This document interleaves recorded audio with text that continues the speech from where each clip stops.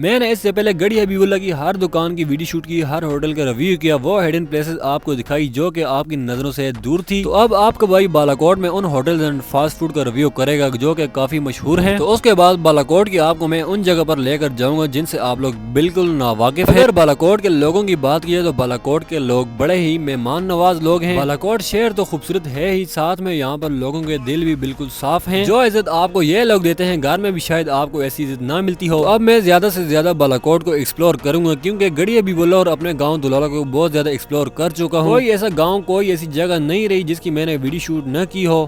میں نے اس سے پہلے گڑھی حبیب اللہ کی ہر دکان کی ویڈیو شوٹ کی، ہر ہوٹل کا ریویو کیا، وہ ہڈن پلیسز آپ کو دکھائی جو کہ آپ کی نظروں سے دور تھی۔ تو اب آپ کا بھائی بالاکوٹ میں ان ہوٹلز اینڈ فاسٹ فوڈ کا ریویو کرے گا جو کہ کافی مشہور ہیں۔ تو اس کے بعد بالاکوٹ کی آپ کو میں ان جگہ پر لے کر جاؤں گا جن سے آپ لوگ بالکل ناواقف ہیں۔ اگر بالاکوٹ کے لوگوں کی بات کی تو بالاکوٹ کے لوگ بڑے ہی مہمان نواز لوگ ہیں۔ بالاکوٹ شہر تو خوبصورت ہے ہی، ساتھ میں یہاں پر لوگوں کے دل بھی بالکل صاف ہیں۔ جو عزت آپ کو یہ لوگ دیتے ہیں گھر میں بھی شاید آپ کو ایسی عزت نہ ملتی ہو۔ اب میں زیادہ سے زیادہ بالاکوٹ کو ایکسپلور کروں گا کیونکہ گڑھی حبیب اللہ اور اپنے گاؤں دلالہ کو بہت زیادہ ایکسپلور کر چکا ہوں۔ کوئی ایسا گاؤں، کوئی ایسی جگہ نہیں رہی جس کی میں نے ویڈیو شوٹ نہ کی ہو۔